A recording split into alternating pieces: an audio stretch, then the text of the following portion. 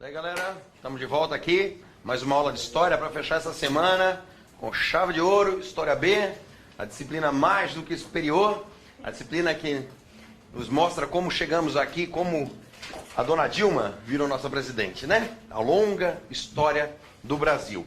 Hoje, na aula de hoje, a gente vai ver o fim das contas aí do período colonial brasileiro, com dois temas que constantemente aparecem no Enem e nos vestibulares.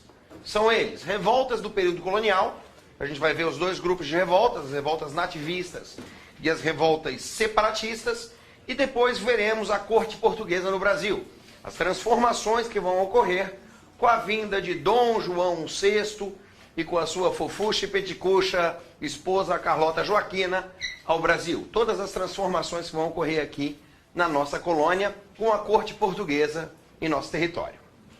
Vamos começar a aula de hoje, galera, falando um pouquinho sobre as revoltas nativistas. Antes de entrar nas revoltas propriamente ditas, eu quero recapitular uma coisinha da aula passada, que é muito importante. Vocês lembram que na aula passada a gente viu uma coisa chamada crise do sistema colonial? Correto? Então nós na aula passada vimos a crise do sistema colonial.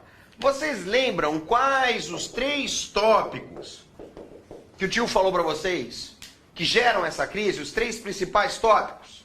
Vamos lá. Primeiro, Revolução Industrial. A Revolução Industrial vai buscar o quê? Precisa, a partir do momento que eu tenho a Revolução Industrial, 1750 Inglaterra, eu começo a ter o quê? Uma necessidade maior de mercado consumidor. Então preciso acabar com os monopólios comerciais e preciso acabar com a mão de obra escrava. Morre um escravo, nasce um consumidor. Depois eu tenho a independência dos Estados Unidos como grande exemplo a ser seguido, e finalmente a Revolução Francesa, cuja a difusão das ideias iluministas serviu para alavancar uma série de independências. Hoje, a gente vai ver revoltas, essas revoltas coloniais, dois grupos de revoltas. As revoltas nativistas e as emancipacionistas. E por que eu chamei essas revoltas, a crise do sistema colonial aqui, antes de entrar nessas revoltas? Porque assim, galera, as nossas revoltas coloniais vão se dividir em dois grupos. Quais grupos são esses? As revoltas nativistas e as revoltas emancipacionistas. Show de bola, galera? As revoltas separatistas, elas não vão se ligar à crise do sistema colonial. Essas 5 primeiras revoltas aqui, para você ter noção, a revolta de Vila Rica, também conhecida como revolta de Filipe dos Santos, ela é de 1720. Ou seja, a última das revoltas nativistas ocorre em 1720. Qual é o ano da Revolução Industrial, galera? Primeira Revolução Industrial, mais ou menos, 1750, Inglaterra. Eu posso dizer que revoltas que vêm antes disso se ligam à crise do sistema colonial, sim ou não? Ih, rapaz, um de cada vez. Sim ou não? Posso dizer, veio antes da Revolução Industrial. Pode se ligar à crise do sistema colonial, sim ou não? Galera, pelo amor de Deus, responde pro tio. Tudo bem que é sexta-feira, todo mundo quer cortar os pulsos, mas vamos lá. Sim ou não? Claro que não, claro que não. Se o troço vem antes da Revolução Industrial, logicamente eu não posso associá-lo à crise do sistema colonial. Bem, se esses caras aqui, então, nenhum deles queria a separação, o que esses camaradas aqui vão querer? Ajustes no pacto colonial. Aí esses aqui de baixo, os emancipacionistas, emancipação, separação, esses sim vão querer o quê? A independência de partes da colônia. Então nós teremos revoltas que se ligam diretamente ao pacto colonial, à crise do sistema colonial, desculpa, que são as revoltas emancipacionistas, e revoltas cujo objetivo são apenas ajustes no pacto colonial. Bem, galera, Eu estou falando grego para vocês ou vocês entendem o que seria esse pacto colonial? A gente trabalhou ele na nossa primeira aula. A gente trabalhou ele quando eu trabalhei com vocês expansão marítima. Mas para quem não lembra, o pacto colonial é um acordo firmado entre as grandes nações europeias quanto às questões relativas à comercialização com as colônias.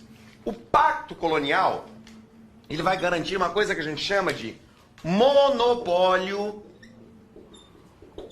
comercial. Ou seja, a metrópole, a colônia deve o monopólio comercial à sua metrópole. Eu sou Brasil, você é Portugal, eu só posso comercializar com você. Se a Inglaterra, que fez a sua Revolução Industrial, quiser vender para o Brasil, ela pode sim ou não? Não. Ela tem que vender para quem? Para Portugal vender para o Brasil. Ou seja, cria um atravessador. Então, monopólio comercial. Geralmente, os ajustes que vão ser buscados é a quebra desse monopólio, como nós vamos ver aqui nessas revoltas. Show de bola? Entenderam o que é esse pacto colonial?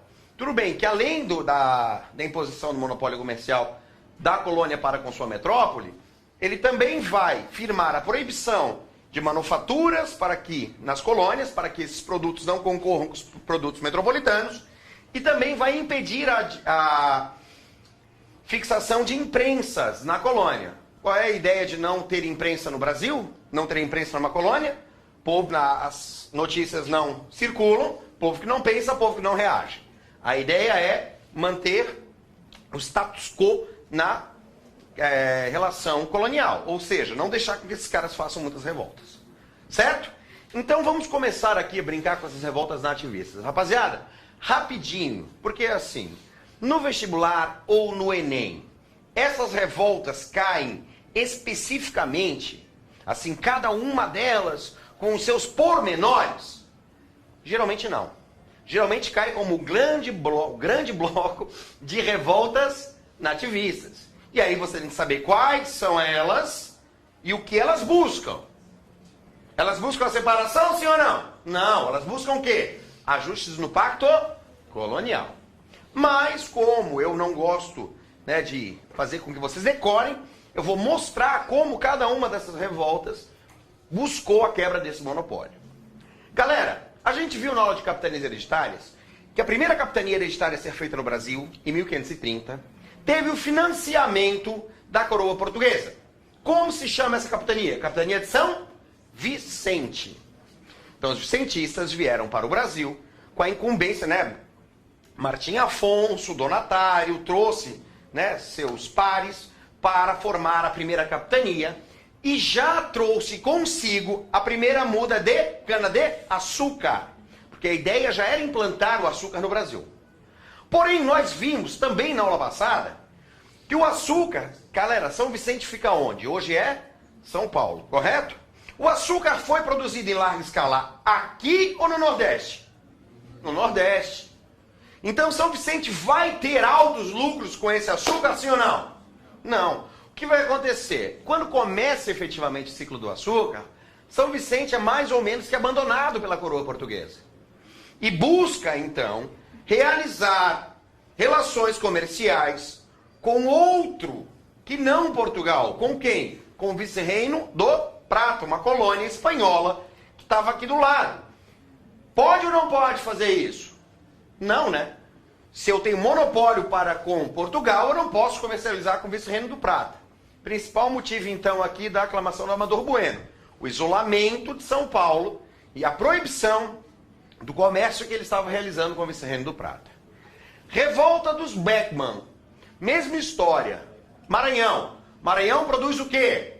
Tá, galera, Maranhão fica onde? Nordeste. Nordeste produz açúcar. O Maranhão produz açúcar. Maravilha? Todo o açúcar produzido no Maranhão deveria ser entregue à Companhia de Comércio do Maranhão, que era o braço que exercia o monopólio no Brasil. Os irmãos Beckman vão querer o fim desse monopólio e a liberação para a escravidão indígena.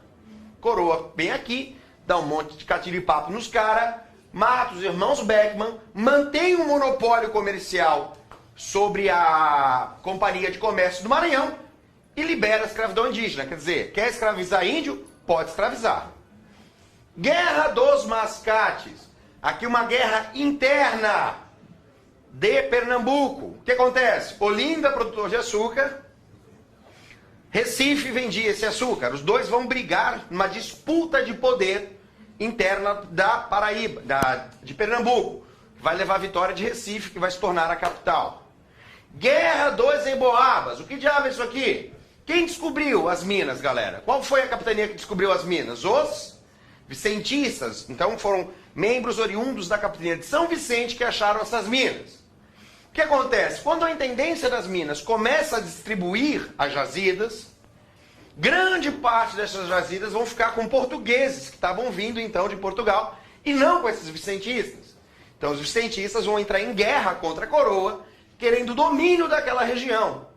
Certo? Não vão levar isso. Vai ser feita a capitania real de Minas Gerais e os paulistas não vão ter então o monopólio das jazidas, mas também uma questão de ajuste do pacto colonial.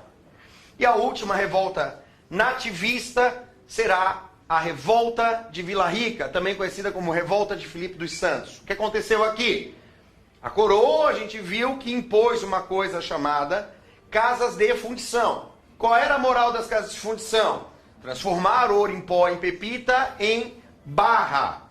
Nessas casas de fundição era onde ocorria, né, onde o quinto era cobrado. Show de bola? Então o que acontece? A revolta de Vila Rica é a revolta onde Filipe dos Santos vai pedir a eliminação dessas casas de fundição. Também vai rolar um quiprocó e a coroa portuguesa também vai vir aqui e vai surrar essa galera aqui. Em Vila Rica, onde hoje nós chamamos de Ouro Preto. Maravilha, galera? Entenderam que essas revoltas aqui não buscavam a separação e sim ajustes do pacto colonial? Conseguiram perceber isso? Em que momento eu falei aqui, os caras fizeram sua independência? Nenhuma. Algo parecido aqui na aclamação de Amador Bueno, mas nem o próprio Amador Bueno aceita. Então também não passa de uma revolta nativista. Entenderam isso aqui, galera? Podemos partir? Vamos para diante?